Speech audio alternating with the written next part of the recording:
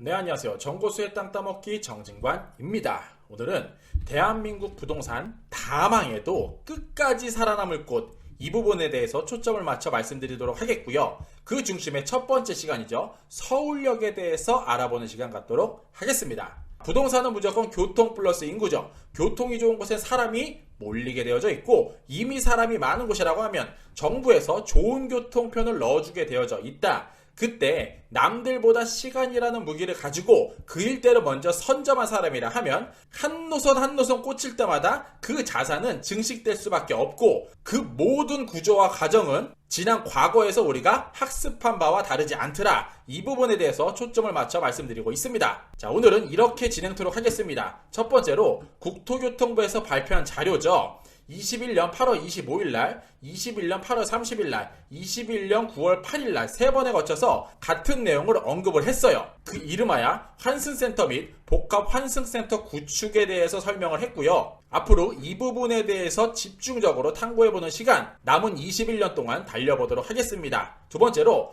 환승센터는 무엇이며 불안한 대한민국 미래의 부동산 흐름, 어떻게 예상해봄이 맞을까? 이 부분에 대해서 초점을 맞춰서 말씀드리도록 하겠습니다. 마지막으로 끝까지 살아남을 부동산 그 첫 번째 시간으로서 주인공은 서울역이 되겠습니다. 1번과 2번 21년 남은 기간 동안에 제가 계속해서 반복되이 말씀을 드릴 거예요. 왜냐면은 너무나도 중요한 부분이고, 그 중심에 있어서 앞으로 말씀드릴 32개 이 부분만 잘 이해를 하더라도 대한민국 힘든 부동산, 예측 어려운 이 상황에서도 끝까지 살아남을 수 있다. 이렇게 말씀드리면서 이 시간 출발하도록 하겠습니다. 출발하겠습니다.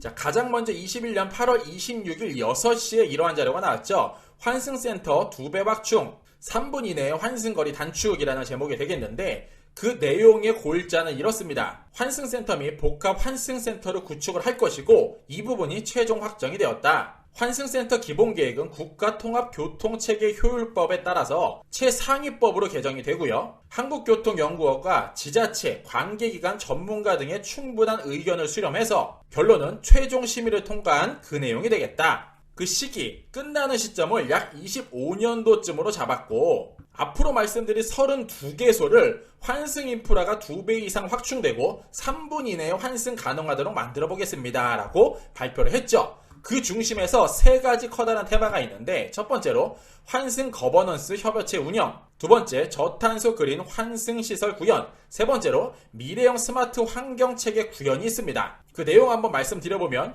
21년 하반기까지 제도화할 것이고요. 표준 모델을 22년까지 개발을 하고 미래형 스마트 환경 시스템도 요 사진과 같이 보시는 바와 같이 만들도록 하겠다라는 커다란 테마가 되겠는데, 여기 보시면은 UAM이라는 글자가 보여요. 어반 에어 모빌리티의 약자가 되겠고, 오늘날은 지하로 달리는 철도, 지상으로 달리는 도로가 유일한 교통수단이었다고 하면 앞으로는 하늘도 날아다니는 노선도 하나 만들도록 하겠다. 이 부분까지 반영이 됐습니다. 그 이어서 오늘의 핵심 주제 자료가 나오죠. 이름하여 제3차 환승센터 및 복합환승센터 구축 계획인데, 이 자료는 21년 8월 30일 날 발표를 했고, 앞으로 21년부터 25년까지의 계획을 품은 자료가 되겠습니다. 그 골자의 내용은 첫 번째로 개요 간단하게 읽어볼 수 있고요. 두 번째, 기본계획의 성과 및 한계. 세 번째, 환승 현안 및 미래 전망. 네 번째로 중장기 환승 정책 방향. 다섯 번째, 환승센터 구축계획 및 전체 과제. 여섯 번째로 소요 제한 및 규모. 일곱 번째로 기대 효과가 있는데,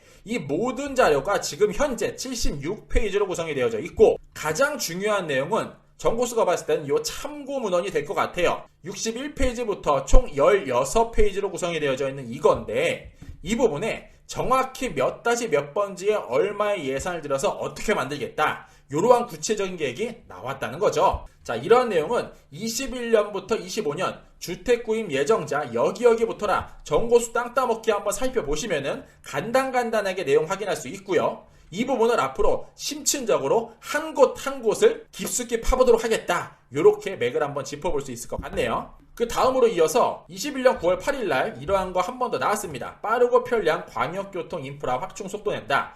22년도 대도시권 광역교통 예산 1조 원 대폭 증액인데, 어디에 어떻게 돈을 쓸지도 구체적으로 계획이 나왔다는 거죠. 즉, 대한민국 부동산에 가장 영향력이 있는 곳은 단연 국토교통부일 것이고요. 개인 자산 증식에 가장 파급력이 센 거는 철도임에 틀림이 없습니다. 그런데 이 모든 것들을 하나로 모으는 깔때기와 같은 역할을 하는 것을 발표를 했다. 그 예산 또한 증액을 하고 있더라. 이렇게 흐름 짚어볼 수 있을 것 같네요. 그러면 여기서 궁금증이 안 들 수가 없죠. 환승센터와 복합환승센터의 차이점은 무엇일까요? 바로 이렇게 간단하게 표현해 볼 수 있는데, 자, 환승센터 같은 경우에는 환승 편의시설, 환승 정류장, 환승 주차장으로 이렇게 구성이 되어 있는 모습을 상상해 볼 수 있을 것 같고요. 핵심 개요는 교통수단 간 환승 편의의 시설을 위하여 일정한 환승시설이 집합되는 시설. 다음으로 복합환승센터 같은 경우에는 환승센터 플러스 상업, 업무, 공공시설 등을 이 일대에 집어넣어서 함께 버무려지는 사업, 이렇게 이해해보면 쉬울 것 같습니다. 따라서 조금 더 상위 개념은 복합환승센터가 되겠다. 예를 들면 이렇습니다. 동대구역이 될 것 같은데, 보시는 바와 같이 환승 서비스 수준을 상향시키고, 즉 도보로 걸어다니는 거리를 최소화하게 만들고 그 지역의 랜드마크가 될 수밖에 없죠. 왜냐하면 모든 교통 편의가 그쪽을 향하고 있어요. 그래서 거점을 만들고 거기서부터 찢어나가겠다는 겁니다. 그러다 보니까 사람이 몰리게 되고 그 일대는 신용카드 매출액이 증가될 수밖에 없죠. 뿐만 아니라 청년층도 굉장히 많이 그쪽 일대를 활용할 수밖에 없더라. 즉 돈이 돌고 사람이 돌더라. 이 일대를 남들보다 먼저 선점을 하게 된다면은 그 부동산 가치는 자연스럽게 올라갈 수밖에 없더라. 이렇게 말씀드릴 수 있을 것 같습니다. 따라서 앞으로 이 일대에 일어날 미래 교통편을 감히 한번 예상해보면 이렇죠. 오늘날 전동 킥보드와 전기 자전거가 폭발적으로 증가하고 있는 모습 볼 수 있는데, 집에서 나와요. 그 이후에 자율주행 자동차나 전동 킥보드 자전거를 타고 나서 GTX 존으로 이동을 합니다. 그 이후에 GTX를 타고 거점 지역으로 이동을 한 이후에 또다시 자율주행차나 전동 킥보드 자전거를 타요. 그 이후에 최종 도착지까지 이동을 하는 이 시스템, 이 환승 체계가 바로 제가 앞으로 쭉 올해 안에 말씀드릴 핵심 내용이 되겠습니다. 뿐만 아니라 조금 전에 말씀드린 바와 같이 UAM까지 이곳과 함께 버무려진다면 그 일대는 부중성 공식에 의해서 폭발적으로 부동산이 증가될 수밖에 없다. 이렇게 말씀드릴 수 있을 것 같네요. 제 뒤에 있는 이미지는 우버와 현대자동차가 함께 제공한 이미지가 되겠고요. 당연히 사람이 몰리고 교통이 몰리는 곳은 고밀복합 개발이 이루어지겠죠. 따라서 고층 건물로 구성된 멋진 랜드마크격 도시가 될 수밖에 없다. 그 핵심 지역을 GTX 환승 트라이앵글 3곳과 GTX 환승센터 10원 사업, 그 외의 역사로 구분해서 최근에 발표를 했고, 이 이외에도 12개소가 더 있더라. 이렇게 말씀드리겠습니다. 그러면 우리는 왜 환승센터에 주목을 해야만 할까요? 어쩌면은 인구수가 정답이 될지도 모르겠어요. 굉장히 중요한 내용이니까 자세히 한번 들어보세요. 자, 최근에 이러한 뉴스 굉장히 많이 볼 수 있습니다. 저출산과 고령화로 인해서 100년 뒤 우리나라 인구가 엄청나게 줄어든다고 이야기하죠. 통계청에서 발표한 자료고요. 100년 뒤에 우리나라 인구가 무려 70% 정도가 감소할 것 같고요. 따라서 100년 후에는 전체 인구의 30% 정도밖에 안 남는다고 합니다. 근데 더 큰 문제는 지방 대도시 인구 감소폭은 더욱더 빨라지고 있고, 그 결과로 앞으로 부산 같은 경우에는 21.4%, 대구는 22%, 광주는 23%만 인구가 남는다고 이야기하죠. 이뿐만 아니라 경기도 인구도 폭발적으로 줄어듭니다. 3분의 1로 줄어들게 될 것이고, 여기서 불을 한번 더 지피죠. 생산 가능한 인구, 즉 열심히 노동을 해서 대한민국에 열심히 세금을 내줄 만한 그러한 인구층 엄청나게 줄어들 것이고, 65세 인구의 비율이 무려 절반 이상을 차지하게 될 것이다. 따라서 젊은 층들이 감당해야 될 복지 비용은 엄청나게 늘어날 것이고, 여기서 휘발유 한번 더 껴습니다. 코로나19로 인해서 아이를 출산할 만한 가임기 여성의 임신에 대한 의지가 꺾이고 있으며, 그 결과는 2, 3년부터 본격적으로 일어날 거라고 이야기합니다. 지금까지 한번 흐름 쭉 말씀드렸는데,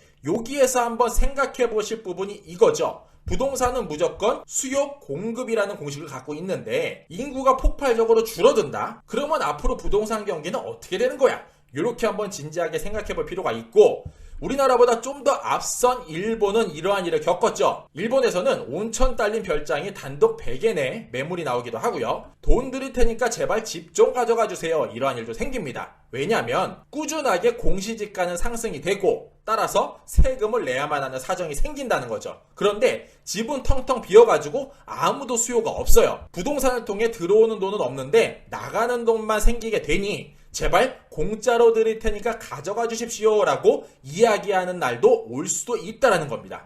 허나 대한민국 정부는 지금 이렇게 흘러가죠. 21년 8월 4일 보도자료인데요. 서울 경기권에 30만호, 전국에 80만호를 앞으로 더 짓는데 그 내용에 공급 목표 달성에 차질 없도록 추진 중에 있으며 22년도에 있을 대선 유력한 대권 후보자들은 너나 하나 할 거 없이 모두 다 엄청나게 집을 많이 질 거다라는 공약을 내세우고 있다는 겁니다. 다시 한번 써머리 해보겠습니다. 앞으로 100년 내내 인구는 폭발적으로 줄 게 분명하죠. 이거는 여지가 없어요. 변함이 없고 오늘날 계획된 국토교통부 계획만 살펴보더라도 집은 폭발적으로 늘어날 것이고 이거 이외에도 내년도에 대선을 출마하는 모든 사람들이 집을 더 짓겠다라고 이야기해요. 집이 10채인데 찾는 이는 5명밖에 없다? 그 집값 어떻게 될까 한번 고민해볼 필요가 있을 것 같고요. 그러면은 부동산을 절대 사지 말라는 거냐? 그런 뜻은 아니고요.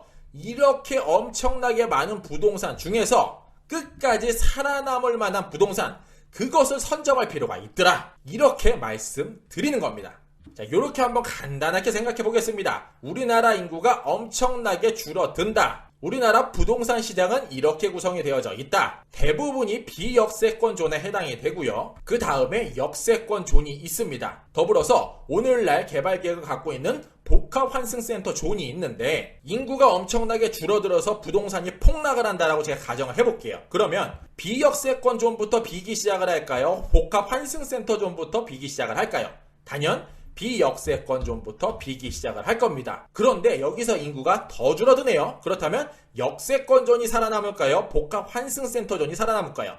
단연 복합환승센터 존만 살아남게 될 것이다. 그 계획을 오늘날 발표를 했더라. 이렇게 생각해 보심이 맞을 것 같습니다. 따라서 수도권 사업 32개소 한 주에 약 2개씩 지역별로 알아보도록 하겠고요. 제가 최근에 홈페이지를 통해서 너무나도 많으신 분들이 상담 요청을 하고 계세요. 그래서 부득이 일정은 조금 변경될 수 있을 것 같고요. 어쨌든 그 오늘의 첫 주인공이죠. 서울역에 대해서 간단하게 알아보도록 하겠습니다. 자, 복합환승센터 부침자료 1000면은 이렇게 시작을 합니다. 수도권 32개 사업소 중에서 단연 최고의 입지라고 말할 수 있는 세 곳이죠. GTX가 교차하는 트라이앵글 존인데 바로 서울역 환승센터, 청량리역 환승센터, 강남 복합환승센터가 되겠습니다. 여기서 하나 또 짚고 넘어가야 될 부분이죠. 청량리와 서울역은 환승센터라는 명칭을 썼고 강남권 같은 경우에는 삼성동에 들어가는 지역이죠. 복합환승센터라는 이름을 활용을 했다. 이 오른쪽에 보시는 바와 같습니다. 이 세 곳을 연결한 이 세모 트라이앵글이라고 부르게 되고 그 중에서 오늘의 주인공 서울역 환승센터에 대해서 알아보도록 하겠습니다. 자, 지도 한번 제가 가지고 와봤습니다. 서울역을 가운데 두고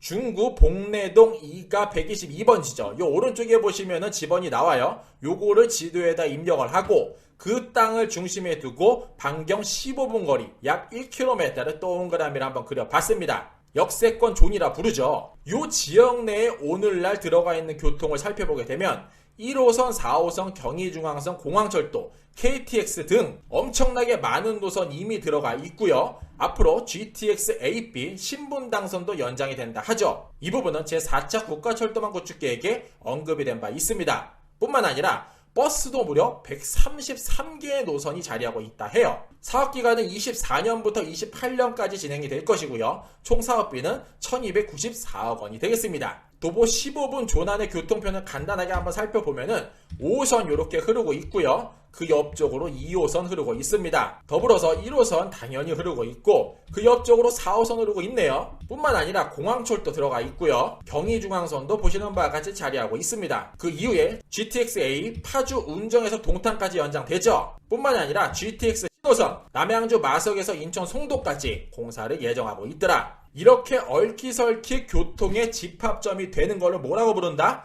환승센터라고 부른다. 자, 뿐만 아니라 이렇게 보시는 바와 같이 엄청난 버스 노선도 품고 있고, 그 서울역을 중심에 두고 서울시 홈페이지에 들어가서 보면은 이렇게 350m 존을 표기한 파일도 확인해 볼 수 있더라. 역세권 존을 이렇게 표시하고 있더라. 참고해 보시면 좋을 것 같네요. 자, 여기 지도에서 보시는 바와 같이 빨간색 같은 경우에는 상업지고, 여기 노란 색깔, 아이보리 색깔 같은 경우에는 주거지로 구성이 되어져 있는데, 이 노란 색깔 섹터 인근은 사실 현재 개발 중인 곳도 있고, 아직까지 이 사진에서 보시는 바와 같이 노후된 주택도 굉장히 많다. 이 일대가 앞으로 이렇게 계속 둘 것인가? 아니면 GTX가 한 노선 한 노선 꽂힐 때마다 천지개벽을 할 확률이 매우 큰가? 한 번쯤 생각해 볼 필요가 있고, 끝까지 살아남을 부동산이라고 예상해 볼 수 있는 이 존을 이렇게 가만히 둘까도 한번 고민해 볼 필요가 있더라. 이렇게 제안 드리도록 하겠습니다. 자, 마무리하겠습니다. 생각을 한번 해볼게요. 대한민국 인구는 100% 줍니다. 대한민국 서울 경기권 집은 100% 앞으로 증가를 합니다. 그런데 부동산은 수요 공급의 원칙을 기본으로 합니다. 자, 그렇다면 앞으로 불안한 대한민국 시장에서 끝까지 살아남을 수 있는 유일한 방법 무엇이 있다? 지역에서 교통의 깔때기와 같은 역할을 할 그 거점이 될 확률이 매우 높고, 그곳이 어딘지 이번에 발표한 바와 다름이 없더라. 따라서 앞으로 이어질 32개의 영상을 꾸준하게 시청하시기를 권면드리고, 부동산 자산 증식과 더불어 끝까지 살아남을 수 있는 대한민국 부동산 흔들림 없는 그곳, 남들보다 먼저 지식 쌓고 선점해 보시기를 권면드리겠습니다. 이상으로 정고수였습니다. 안녕.